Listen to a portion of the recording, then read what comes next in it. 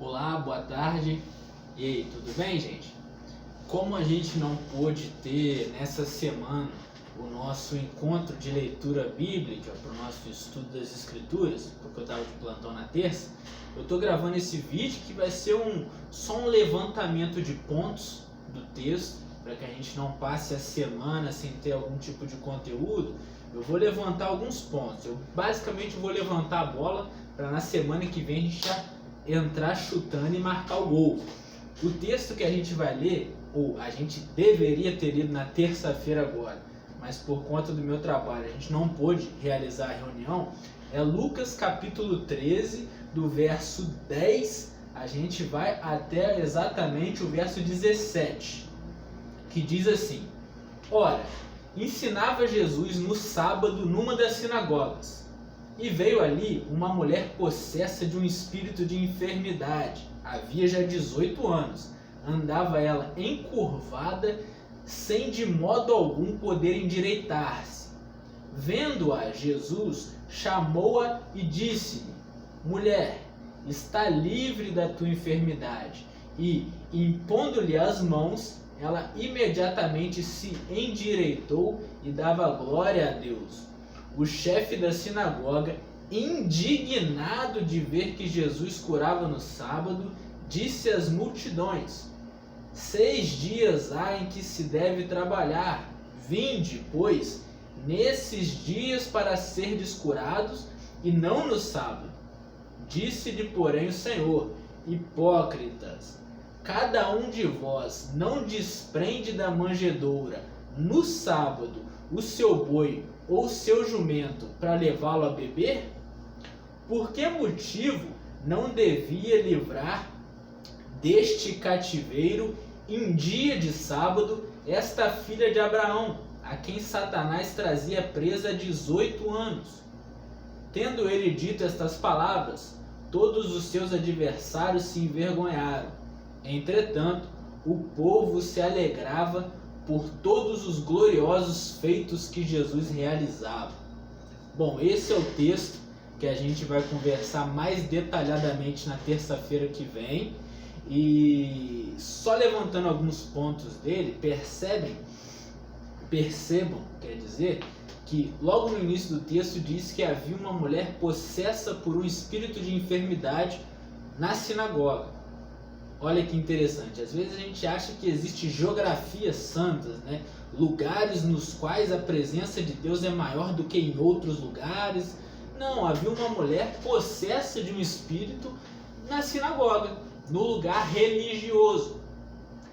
E pasmem, ela não estava se estribuchando, virando os olhos, tendo ataques psíquicos, gritando com vozes diferentes, não, nada disso. Ela estava na sinagoga e ainda na plateia ouvindo Jesus. Ou seja, nós temos aqui nesse episódio de Lucas uma mulher possessa de um espírito de enfermidade na sinagoga ouvindo o ensinamento de Cristo. Ela estava ali. Esse que é o ponto. Ela estava lá e não estava tendo nenhum ataque histriônico, nada do tipo. E aí Jesus a chama ao centro e a cura. E em curando-a, os religiosos, o chefe da sinagoga, fica enraivecido, porque na cultura dos judeus, na lei judaica, melhor dizendo, não se podia curar no sábado, porque para eles o sábado é um dia que não se pode trabalhar, e cura é trabalho. Então, para eles ali estava acontecendo uma quebra da lei de Deus. Alguém estava trabalhando no sábado, Jesus estava curando no sábado. E aí Jesus expõe a bizarrice dessa concepção deles, dizendo: poxa, vocês preferem, ou seja, vocês dizem que está tudo bem em dar água, libertar o seu cavalo do celeiro e levá-lo até o poço para beber água num sábado, está tudo bem, mas libertar um ser humano da opressão do adversário é pecado? Olha a loucura, Jesus expõe a loucura do comentário dele. Ele estava dizendo que era pecado, que era quebra da lei aquilo que estava sendo efetuado. Haviam 6 dias para o trabalho, mas o 7º era para o descanso. Aquilo ali estava errado, segundo a concepção deles. E aí Jesus diz: poxa, tá errado libertar um ser humano da opressão do adversário, mas não é errado tirar o cavalo do celeiro para beber água? Vale mais um cavalo do que um ser humano? Quando Jesus faz um comentário simples desse, ele expõe a loucura, ele expõe as vísceras, ele expõe a parte de dentro daquele comentário ultra mega religioso do chefe da sinagoga. E aqui vou levantar só alguns pontos para a gente conversar na semana que vem, para que vocês vão pensando nesses pontos. O primeiro ponto é que opressão do adversário nem sempre é histriônica, nem sempre tem aquelas manifestações que tá todo mundo vendo e aquelas coisas, aquelas parafernálias todas, aquela show de pirotecnia, como se fosse uns fogos em Copacabana, aquele negócio, não. Ela estava sendo oprimida pelo adversário, possessa por ele, mas estava lá quieta, ouvindo. Outra coisa, percebam que essa manifestação do adversário na vida dela é em conjunto com as circunstâncias e enfermidade. Me parece nesse texto assim que o adversário se apropria ou lança a mão da enfermidade dela para misturar muitas coisas. Perceba que ela viu uma enfermidade que ela ficava recurvada. E ao mesmo tempo, Jesus disse que ela era oprimida pelo adversário. Então, ela ficava recurvada por conta da enfermidade dela, mas isso se transformou numa personalidade, numa pessoa de personalidade encurvada, para dentro, com medo, oprimida o tempo inteiro, com medo de ser ela mesma, com medo de se expor. Então, olha que interessante, nós tínhamos uma enfermidade que foi apropriada pelo adversário para ela infligir mais mal ainda nela. Para além dela ser uma pessoa enferma, ela era uma pessoa enferma oprimida. Ela é uma pessoa enferma, é como se você já tivesse uma mochila pesada. Aí o adversário vai lá e coloca mais peso ainda. Ou seja, era para ser só uma questão de física, ou seja, do físico, do corpo. O corpo dela tinha uma doença que deixava ela encurvada. Aí o adversário vai e utiliza isso para encurvar muito mais do que o corpo, mas encurvou a alma, encurvou a personalidade, encurvou a mente, usou da patologia para infligir mais mal ainda. Então a gente tem esse tipo também de atividade do adversário na vida das pessoas.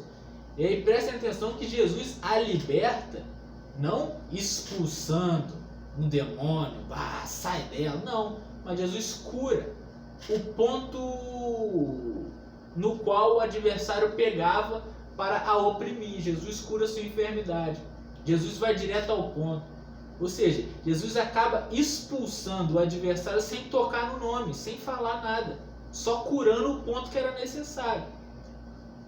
Foi, impôs as mãos, a curou, resolveu o problema. E aí, como a gente sabe que ela foi liberta também do adversário? Porque no final ele fala, poxa, não era cabível, não era bom libertar uma filha de Abraão que estava cativa 18 anos por Satanás?